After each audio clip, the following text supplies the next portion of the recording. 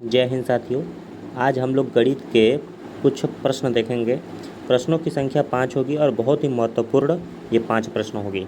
देखिए, पहला सवाल हम लिए हैं बहुभुज का।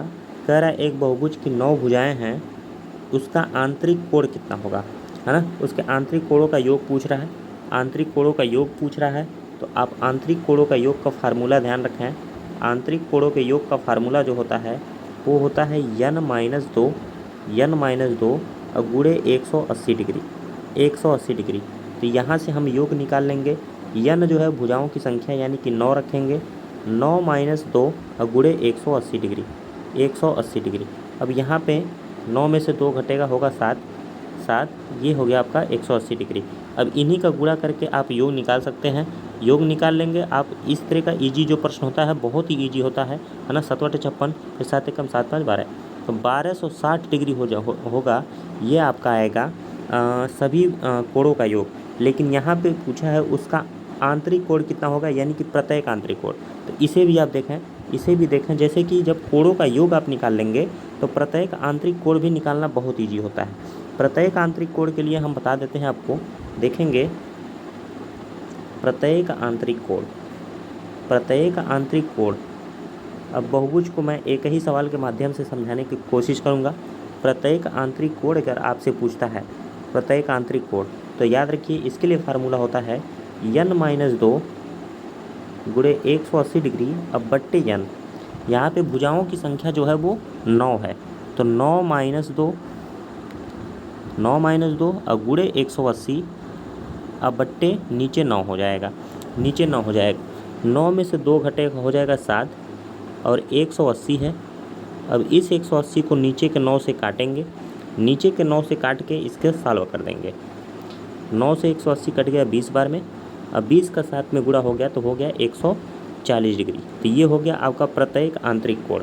ध्यान रखना है, इसे हम प्रत्येक आंतरिक कोण कहेंगे। अगर भुजा दे करके और विकर्णों की संख्या पूछ दे, ध्यान रखेंगे, अगर भुजा दे करके विकर्णों की संख्या पूछ दे तो इसके लिए क्या फार्मूला होगा।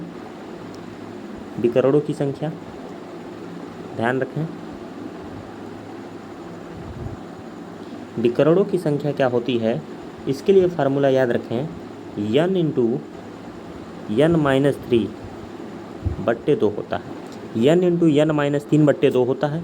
यानी कि विकर्णों की संख्या जब भी पूछे तो ये फार्मूला रख देना है। तो 9 और 9 में से 3 गया 6 और नीचे के बट्टे 2 काट देंगे। 2 से 6 को 3 बार में। ये हो गया आपका 9 में 3 27, यानी कि विकर्णों की संख्या जो आएगी वो 27 आएगी। विकर्णों की संख्या कितनी आएगी, 27। तो याद रखें बहुभुज का, है ना, ये पूरा कॉन्सेप्ट मैं क्लियर कर दिया। अगर भुजाओं की संख्या दिया हो और योग पूछे तो फार्मूला कौन सा लगाना है, n-2 गुणे 180। प्रत्येक आंतरिक कोण पूछे तो n-2 गुणे 180 बट्टे n लगाना है। और इसके अलावा अगर विकर्णों की संख्या पूछे तो आपको ये फार्मूला लगा देना है n/n-3/2। क्लियर है, इतना समझ में आया होगा। ये आपको तीनों चीज़ मैं एक सवाल के माध्यम से समझा दिया। अगले टाइप की सवाल की तरफ बढ़ते हैं। अगला जो सवाल कह रहा है वह न्यूनतम संख्या ज्ञात करें जिसे 15 और 18 से विभाजित करने पर प्रत्येक स्थिति में शेषफल 6 बचे। तो ऐसी स्थिति में वह संख्या जो होगा, वह संख्या वो क्या होगा जिस संख्या से आपको भाग देना है, यानी कि 15 और 18 का एलसीएम लेना है। कभी कभी और भी अधिक संख्या होंगी तो उनका भी एलसीएम ही लेना है और उसमें 6 जोड़ दीजिए। 15 और 18 का एलसीएम जो होगा वो 90 होगा और 90 में 6 जोड़ेंगे तो आपका आंसर आ जाएगा 96, यानी कि ऑप्शन नंबर बी करेक्ट हो जाएगा 96।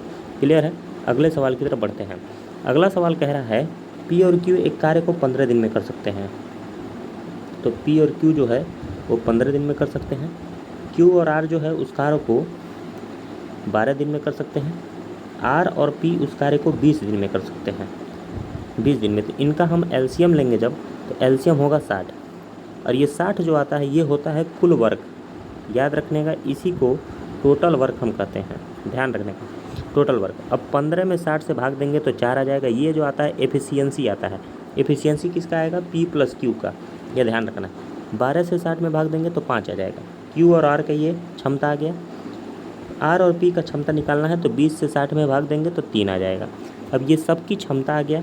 इन सब की क्षमता को अब हम क्या करने वाले हैं, ऐड करने वाले हैं, है ना। इन सब की क्षमता को हम लोग क्या करने वाले हैं, ऐड करने वाले हैं। कैसे, तो ध्यान दें। अब हम सबको ऐड करेंगे ये पूरा, तो देखेंगे P 2 बार आ जा रहा है यानी कि 2P हो जाएगा, Q भी 2 बार आ रहा है तो 2Q हो जाएगा, R भी 2 बार आ रहा है 2R हो जाएगा। ये सब ऐड करेंगे इधर का 5 4 9 3 12, 5 4 9 3 12। इसके बाद 2 कॉमन ले लेंगे तो P धन Q धन R बराबर हो जाएगा 12। 2 से 12 कट गया 6 बार में, यानी कि सभी तीनों का योग जो है, ध्यान रखेंगे सभी तीनों के क्षमता का योग क्या आ गया, P धन Q धन R बराबर 6। क्वेश्चन में पूछ रहा है, आपके क्वेश्चन को ध्यान रखना है, क्वेश्चन में बोला है कि R को अकेले वही काम करने में कितना समय लगेगा, यानी कि R के बारे में पूछ रहा है तो आप P प्लस Q की क्षमता को लेके यहाँ पे रख दें। इसके आगे का सॉल्यूशन देखें, P प्लस Q का जो क्षमता है वो यहाँ पर पता चला है 5 है, तो P प्लस Q की जगह हम रख देंगे 5 और धन R बराबर 6। 5 उस साइड जाके यानी कि यहाँ पे जाके घट जाएगा, तो R बराबर 6 माइनस 5 यानी कि 1 आ गया। R का एफिशिएंसी आ गया 1, और जब R का एफिशिएंसी 1 आ गया तो हमसे क्वेश्चन में पूछा है कि बता दीजिए कि R वह काम कितने दिनों में कर ले जाएगा। तो R उस काम को करने में कितना समय लेगा, तो आपको 60 काम है और 60 काम को R करेगा, और R का एफिशिएंसी 1 आया है तो 1 रखेंगे यानी कि 60 दिन ये लेगा। क्लियर है, 60 दिन लेगा, तो इसका उत्तर होगा 60 दिन। तो काफ़ी इम्पोर्टेंट प्रश्न है, मैंने वही प्रश्न लिया है जो परीक्षा में आते हैं। क्लियर है, अगले प्रश्न की तरफ बढ़ते हैं। अगला प्रश्न काफ़ी इम्पोर्टेंट है, इसे समझें। दी गई जानकारी को ध्यान से पढ़ें और सही विकल्प का चयन करें। यहाँ पे ध्यान रखेंगे एक प्रस्ताव दिया है, ये ध्यान रखेंगे प्रस्ताव। पहला प्रस्ताव है 1599 में एक वस्तु खरीदें और अगला मुफ्त में पाएँ। ध्यान रखेंगे पहला प्रस्ताव कहता है कि 1599 रुपये में एक वस्तु खरीदना है और एक वस्तु खरीदने के साथ साथ एक और मिलेगा, यानी कि 2 वस्तु जो हैं वो आपको 1599 रुपये मिल जाएंगे। और दूसरा वाला जो प्रस्ताव है, प्रस्ताव बी, वो कह रहा है एक वस्तु 999 में खरीदिए, 999 में, और दूसरी पर 50% का छूट पाएँ, यानी कि 999 में एक खरीदें और अगला जैसे ही आप जाएंगे खरीदने तो 999 को आप 50% छूट देगा, तो 999 को आप नियरली अबाउट 1000 मान लें, और 1000 में 50% का छूट मिलेगा तो लगभग 500 रुपये में वो सामान मिल जाएगा। और इस हिसाब से वो सामान आपको कितने में मिल जाएगा, तो आप सोचेंगे कितने में मिल जाएगा, तो देखिए बड़ा इजी है, 999 और 500 को जोड़ेंगे तो आपको कितने में मिल जा रहा है, 1400, ध्यान से है ना, ये कितने मिल जा रहा है, 1499 रुपये में।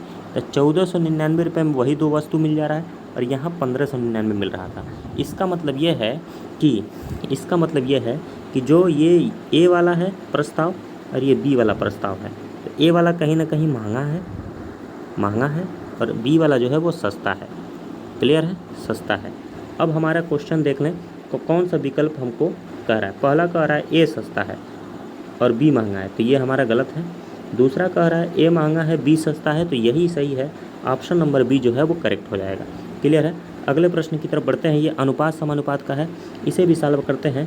क्वेश्चन में बोल रहा है यदि 4, x, 2x, 32 समानुपात में है तो x इनमें से किसके बराबर है। तो देखिए इसको भी आसान है निकालना, सभी संख्याओं को आप लिख लें, और जब 4 संख्याएं आपस में समानुपात होते हैं तो होता क्या है, पहली 2 संख्याएं आपस में अनुपातिक होंगी और ये आपस में, यानी कि 4/x बराबर होगा 2x/32 के। क्लियर है, अब इसी को हम लोग सॉल्व कर लेंगे और आंसर लेते आएंगे। इसी को सॉल्व करके आंसर ला देना है।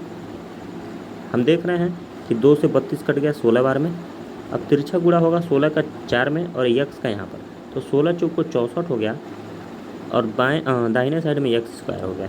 फिर इसके बाद हम लोग सॉल्व करते हैं, तो जब x² बराबर 64 है तो x बराबर आ जाएगा 8।